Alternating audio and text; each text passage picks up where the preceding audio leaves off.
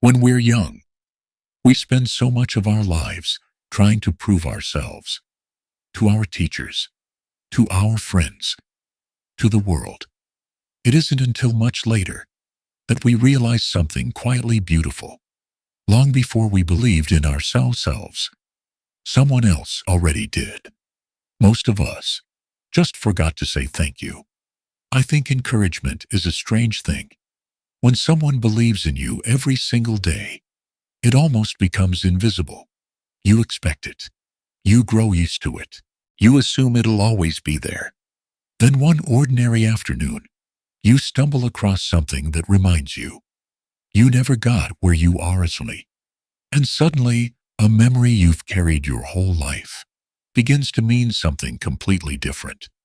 A friend of mine named Andrew once told me a story that has stayed with me ever since. Andrew is 58. He spent nearly 35 years as a civil engineer before retiring. He's the kind of man who measures twice before making a cut.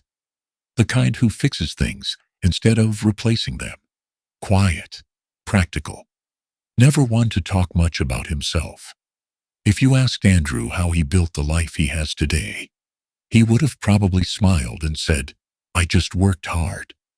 And for a long time, he honestly believed that was the whole story. Last autumn, Andrew and his wife decided it was finally time to clear out the attic. They had lived in the same house for almost 30 years. Boxy boxes had slowly found their way into every corner. Some hadn't been opened since the day they moved in. Andrew carried one old cardboard box down the attic stairs. Dust covered the top. The tape had turned yellow with age. Across the side, someone had written one word with a black marker. School. He smiled. "I haven't seen this thing in forever." He set it on the dining room table, carefully cut through the old tape. Inside were the kinds of things most people eventually throw away. Elementary school report card, construction paper art projects, a faded Little League team photo, science fair ribbons, a spelling bee certificate. His wife looked over his shoulder. "I can't believe your mom saved all this." Andrew laughed. "My dad was actually the one who kept boxes like this." She looked surprised. "I always thought your mother was the sentimental one." "So did I." Andrew kept sorting through the papers. Every few minutes, another forgotten piece of his childhood appeared. A handwritten story from 4th grade. A drawing of a bridge he had once insisted he'd build someday. A certificate for perfect attendance. None of it seemed especially important anymore. Until a folded piece of paper slipped quietly from between two old report cards. It landed on the floor beside his chair. Andrew bent down to pick it up. It wasn't a letter, not exactly. It was the back of one of his elementary school report cards. Someone had written on it, in blue ink. Small, neat, careful handwriting. He recognized it immediately. It was his father's. The note said only one sentence. "No matter where life takes you, I'll always be proud of you, Dad." Andrew stared at those words. He didn't speak. His wife looked at him. "What is it?" He handed her the paper. She read it once, then looked back at him. "You've never seen this before?" Andrew shook his head slowly. "I don't think I ever turned the paper over."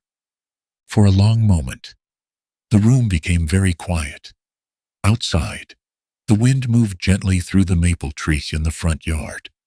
A few leaves drifted past the dining room window. Andrew kept looking at the note, as if he were trying to remember the little boy who had carried that report card home. "I don't remember getting this," he said quietly. His wife smiled. "Maybe you were only looking at the grade." Andrew let out a soft laugh. "Yeah, I probably was." Then he looked back down at the paper. And maybe Dad knew that. That night, Andrew couldn't stop thinking about the note.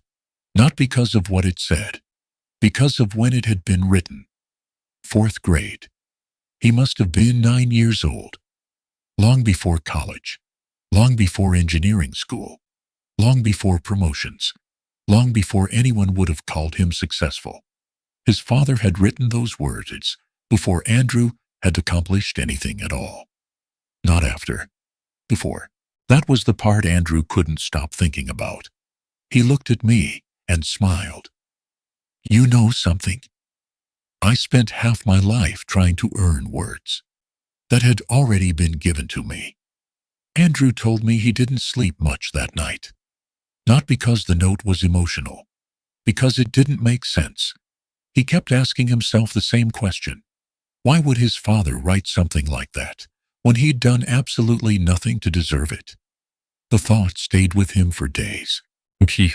A week later, he drove across town to visit his father. George had turned 84 that spring. He still lived in the same little house Andrew had grown up in. The white paint on the porch was beginning to peel. The mailbox leaned a little more than it used to. The old maple tree in the front yard had grown so large. It shaded almost the entire driveway. Some places don't really change. They simply grow older, along with the people inside of them. George was in the garage when Andrew arrived, bent over an old lawn mower that probably wasn't worth fixing anymore. He looked up, smiled. You're early. Andrew laughed. I know. George wiped his hands on an old shop towel. You finally retired. You still can't sit still. Andrew looked at the mower. You planning to replace that thing? George shook his head. It still has a little life left. Andrew smiled. His father had been saying that about almost everything for as long as he could remember. Old tools, old furniture, old trucks. Sometimes, even people. They spent the afternoon together. Nothing remarkable happened. They tightened a loose cabinet door, changed the battery in a smoke detector, walked out to the backyard to refill the bird feeder. The kind of afternoon most people would forget. Andrew told me, those ordinary afternoons somehow become the ones you remember the most. Later, they sat on the back porch with 2 cups of coffee. The sun was beginning to drop behind the trees. George asked about the grandchildren. Andrew asked about his doctor's appointment. There were long stretches where neither of them said anything. Years ago, Andrew would have thought those silences meant the conversation had run out. Now, they felt comfortable, like 2 people who no longer needed to prove they enjoyed each other's company. After a while, Andrew reached into his jacket pocket. He unfolded the old report card carefully, almost as if he were afraid the paper might tear. He handed it to his father. George adjusted his reading glass, looked at it, then smiled. I remember this. Andrew blinked. You do? George nodded. You were upset. Your math grade wasn't as high as you wanted. Andrew laughed softly. I don't even remember that. George smiled. I do. You thought one bad grade meant you weren't smart enough. He handed the paper back. So I wrote that. Andrew looked at him for a moment. Dad, you really believed that? George frowned. Believed what? That I'd be okay. George looked genuinely confused. I never wondered. He shrugged. Of course you would. Andrew stared at him. It wasn't confidence. It wasn't optimism.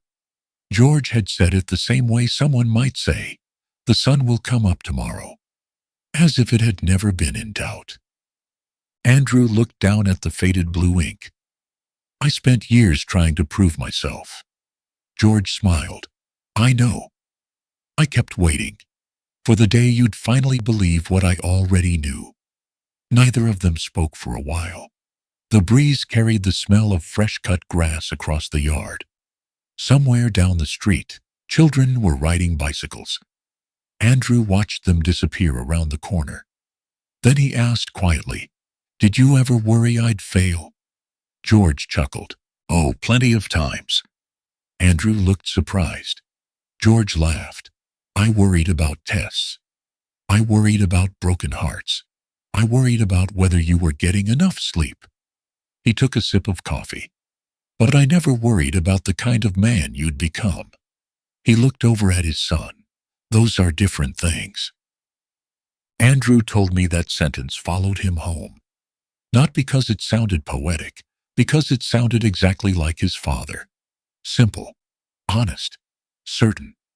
The kind of words that don't try to impress anyone, but somehow stay with you for years.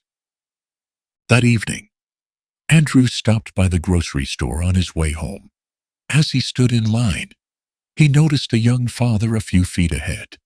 His little boy couldn't have been more than 8. The child looked disappointed.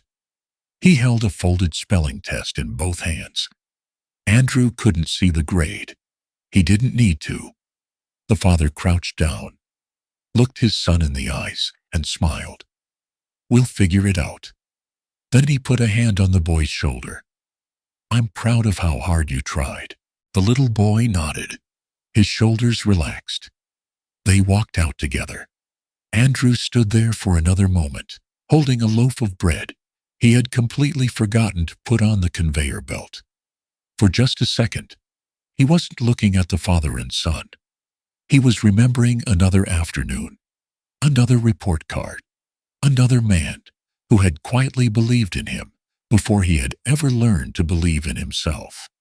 Andrew told me something changed after that afternoon. Not all at once. There wasn't some dramatic moment where everything suddenly made sense. Life simply felt a little different. He found himself paying attention to small things he had never noticed before. The way his father always asked about everyone else before talking about himself. The way he still clipped newspaper articles he thought Andrew might enjoy. The way he always walked him to the front door, even though Andrew had been driving himself home for nearly 40 years. Some people spend their whole lives saying, I love you. George rarely did. He had simply spent his life showing it. A few weeks later, Andrew was helping his grandson build a small birdhouse in the garage. The boy couldn't have been more than 9. He held the hammer awkwardly, missed more nails than he hit. After the 3rd crooked board, he sighed. I don't think I'm very good at this. Andrew smiled. He almost said, let me do it. For most of his life, that would have been his instinct. Instead, he remembered a faded report card. Blue ink, a quiet afternoon on the back porch, and a man who had believed in him long before there was any proof he deserved it. Andrew knelt beside his grandson, looked at the half-finished birdhouse, then looked back at the little boy. You know, I've built a lot of things in my life. Bridges, houses, workshops. He smiled, but every single one of them looked a little crooked when they first started. The boy laughed. Really? Oh, absolutely. Andrew handed the hammer back. I think you've got this. The little boy looked uncertain. You really think so? Andrew didn't answer right away. He simply smiled, the same quiet smile his father had worn so many times. I do. The boy nodded, then picked up the hammer again. This time, his hands seemed just a little steadier. Andrew looked at me across the table. You know what surprised me the most? I shook my head. I heard my father's voice. He laughed softly. Not his words. The way he believed. He looked down into his coffee. I spent years thinking Dad had taught me how to work. He smiled. It turns out, he was teaching me how to believe in someone. Not long after that, Andrew drove over to see his father again. No special occasion, no birthday, no holiday. Just a Tuesday afternoon. George was sitting on the front porch, watching the neighborhood the way retired men often do. He smiled when he saw Andrew pull into the driveway. Everything all right? Andrew laughed. Yeah. I was just in the neighborhood. George raised an eyebrow. You drove 45 minutes because you were in the neighborhood. Andrew grinned. I guess that wasn't entirely true. George chuckled. I didn't think so. Caught. The two of them sat together for a while. Neither seemed in any hurry. A few children rode bicycles past the house. Someone down the street was mowing a lawn. The breeze carried the smell of freshly cut grass across the porch. Andrew looked out at the quiet neighborhood. Then he spoke. You remember that report card? George nodded. The one you wrote on. I remember. Andrew was quiet for another moment. Then he smiled. I finally understand it. George didn't ask what he meant. He simply waited. Andrew looked at his hands. I always thought you were telling me I'd become successful. He shook his head. But that's not what you meant. George smiled.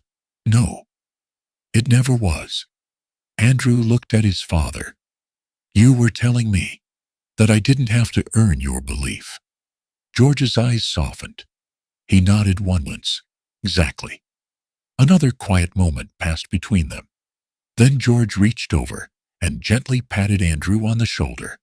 Just once. No speech. No long conversation. Nothing more needed to be said.